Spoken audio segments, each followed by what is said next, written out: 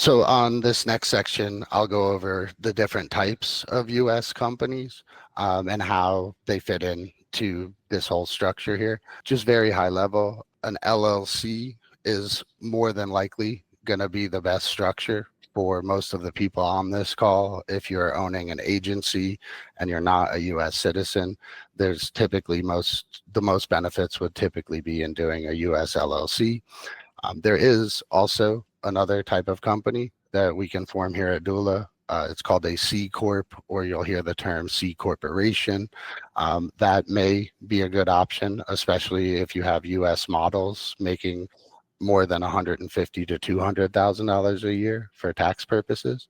And then the third thing I'll cover is there is a tax election called an S-Corp that you can do with the IRS. The IRS is the Internal Revenue Service. It's the United States tax arm of our government.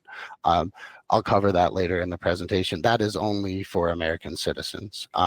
And it's honestly not even sometimes a great option for agencies, but if you're not American, you can't do that. But I'll get in depth here on the next slide on why an LLC is probably the best structure for most of the people on this call running their own agencies. So an LLC stands for limited liability company. It's going to be the most common structure for creators and agencies.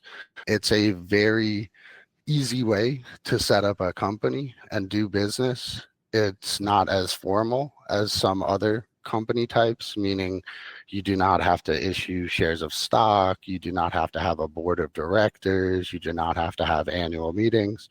You can simply list who owns this LLC, what percentage of the company they own.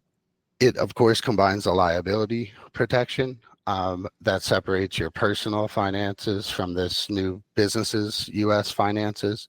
But most importantly, from a tax perspective, is referred to as a pass-through tax entity, meaning this US LLC is required to file US taxes each and every year. We handle all that for you at Dula, but technically this LLC does not pay taxes to the United States. The tax burden passes through to the owner. If that owner is a US citizen, then the tax burden goes on their personal US taxes.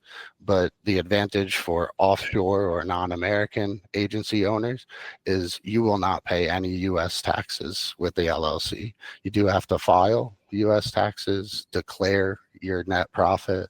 We handle all that for you at Dula. I'll cover it later. But ultimately, you will not pay US taxes with an LLC if you're running a online service such as Onlyfans or Onlyfans management. To piggyback off of that, the IRS, again, which is the United States Tax Service, Internal Revenue Service, they treat the LLC as a disregarded entity. So to go back to the pass-through idea, the American LLC has to file US taxes each and every year. You have to show every transaction, every dollar, every euro, every everything going in and out of the company. We handle all that for you at Dula. But you file US taxes, whether you make $1 or $1 billion in net profit, you'll pay $0 to the IRS to America. However, we do have a tax treaty with most of the world, so those net profits will be reported to the owner's home country, and typically you're taxed locally on either your personal taxes, or if you have a company in your home country, that tax burden falls on your company's taxes in your home country. There is also no double taxation with an LLC, meaning whether in any situation after you file these US taxes to show the IRS the net profit, you're not paying any tax to the United States. And as I mentioned before, they're very easy to set up. We do all this for you at Dula. It happens relatively quickly. And then whether you're a US citizen or you're never been to the United States, you're completely offshore or a complete non-US resident, we specialize in that at Dula, and we'll handle all the US tax and compliance each year to keep the company active and in good standing. So for US LLC as well, because many people they don't know that, it's like a contract you sign as like you say you are owner, like you get 50%, your business partner gets 50%, but at the end of the day, it's not real equity. It's not like shares. It's just like, okay, we have 50, like a 50-50, for example. So if some people, they have issue with their business partner, they split the company and they didn't make any contract or nothing like serious, like the person in charge of the LLC can just, let's say, steal it, and the other will not have anything remaining. That's why C corporation for like fundraising and stuff are important, because I mean, we are going to see it later, but it's different. So I'm seeing many people creating US LLC coming from Europe, for example, and they just think they are 50-50 because they just put it on the creation of the company. But at the end, it's not really true. So yeah, that's something to look for. So to counter this, like let's say starting with a contract with the business partner is important, right? Yeah, I would agree with that. And we'll get a little deeper into it later in the presentation.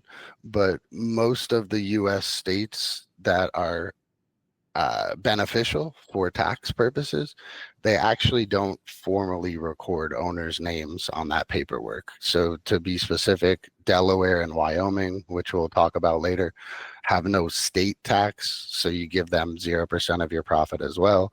But long story short, because of the ease in those states and because they're not taxing you at the state level, they don't record the owner's names. So if Arthur and I created an LLC, whether I'm American, I'm French, he's in Dubai, whatever, you're not going to see my name and Arthur's name on some of this paperwork. We do draft up internal ownership documents at Dula. It's part of all of our plans. It's called an operating agreement. So there are documents that we'll draft up that you and your partner or partners can sign that does say you own this company and own whatever percentage of it. But I do agree with Arthur. I think it is probably important, especially in your home countries, not on the United States side. It may be important if you are concerned about maybe things changing later, that you and your partner make a separate agreement as well. Yeah, I think that's important because if sometimes they do like agency or like if they want to do software for later, it's important. The other type of US company is a C corporation, or you'll hear the term corporation. If you've ever seen any company online where it says INC or Inc. at the end of the company, that's a corporation. To go back to the LLC, where I was mentioning the LLC is a pass-through entity. It files US taxes. It's not paying US taxes. Ultimately, the tax burden is passing through to the owner in their home country. C corporation is essentially the opposite of that.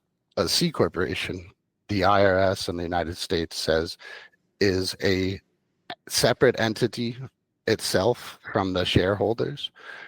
The C corporation files American taxes or US taxes with the IRS every year, just like the LLC. We do that for you at Dula. But the C corporation pays US taxes. It is taxed at a flat rate of 21% of the C corporation's net profit. We have bookkeeping systems in place. We'll link your US bank accounts to our software. So we will find every business expense or write-off that we can, because ultimately we want to legally lower the net profit that your C corporation shows. However, the C corporation pays US taxes and it's 21% of net profit. If you're not if you're anyone, if you're a US citizen or if you're not a US taxpayer, you as the individual or a human being or the shareholder of this company, the owner with equity or owners with equity, you're completely separate. None of your personal taxes are involved in any way, really, in a C corporation. The only slight exception is if this C corporation pays an owner or a shareholder a salary, you're lowering the net profit that this company is paying American taxes on. In almost any situation, though, your home country will view that salary as personal income. So to give a plain English real world example, if Arthur will pretend he's French, a French tax resident, if Arthur's C corporation has made $1 million this year, Arthur decides to pay himself $200,000 in salary or distribution, owner's draws. He's now reduced the American tax burden down to $800,000, he would pay 21% on that. I am very sure that France or anyone's home country will view the $200,000 that he's received from this American company as personal French income, and he would more than likely pay personal French taxes on that. But for the most part, besides salary, C corporation for tax purpose and the shareholders or the people that own it, there's two different things for tax purposes. For that reason, if you are in a model where you want to raise equity and raise capital from outside investors, the C corporation is always the right structure. Again, separate tax entity. It's very simple to add and subtract people to that tax entity, or excuse me, to that C corporation without changing much for tax purposes. And second off, the C corporation issues shares of stock, and you guys decide that number. You can say there's 1 million shares, there's 1 billion shares. So essentially you have unlimited ownership coupons that you can sell to investors to raise capital. So exchange equity for money. The LLC, to go back to that, again, very simple structure, no moving pieces. There's 100%. So there's 100 ownership coupons, if you want to think about it that way. And it's not enough. It's not scalable. So if you are somewhat a rare exception where you plan on raising outside funds for your OnlyFans agency, a C corporation is always the correct structure for that, regardless of taxes. But that is the C corporation. For the most part, if you are not a US resident, you're running an agency, the LLC is going to be the correct fit. Another exception here for the C corporation is, we'll cover this later in the presentation, but if you have US creators or US models that are making $150,000 or more, the C corporation for tax purposes does make sense for them. I'm not going to get too deep into US personal taxes. We don't file those here at Dula, but our tax system has brackets, and if a US citizen makes basically more than $100,000 to $150,000 a year, they're going to be paying closer to 25% or more. Once you get into the $250,000 or $300,000 neighborhood, you're actually going to be paying about 35 to even up to 38% effective tax on those earnings as a US citizen. This is true regardless of where that US citizen lives in the world. So even if I still have US tax residency, a US passport, US citizenship, if I live in a tax-free or personal tax-free country such as UAE and Dubai, America still says, hey, Riley, you are American, you pay American personal taxes. So if you have an American model that's an American citizen paying American personal taxes, the C corporation often makes sense because they would rather pay 21% under this corporation than 38% or effective tax rate. But we'll cover that later in the slide. To keep this very simple, LLC is probably the right structure for almost all of the non-residents on this call who are running an agency, but we can form C-Corps, and there are a couple exceptions, such as if you're raising capital, where we can help out with those as well. And our services that I'll cover later, our prices, the discount you get as part of Arthur's network, they're all the same, whether you're doing an LLC or a C corporation with Dula. Last thing that we'll cover here is S-Corp or S corporation. If you've seen this anywhere online or gone over it, it's not a type of US company. It's actually a special tax election that either an LLC or a corporation can elect for with the IRS. It's a way to blend the business's taxes with your personal US taxes. For that reason, everyone in either the LLC or the corporation, 100% of those people have to be US tax residents and US citizens, because it's a way to blend US business taxes with US personal taxes. So to keep it short and sweet, if you're not American, this is not an option for you, and it's probably not even a good option, even if it was. But long story short, we can do S-Corp or S-Corporation tax elections for any of the businesses we start. It's only an option if everyone is American in the company. Here we'll go over why the LLC is almost always typically going to be the right fit here for both U.S. creators and U.S. owned agencies or non-U.S. agencies.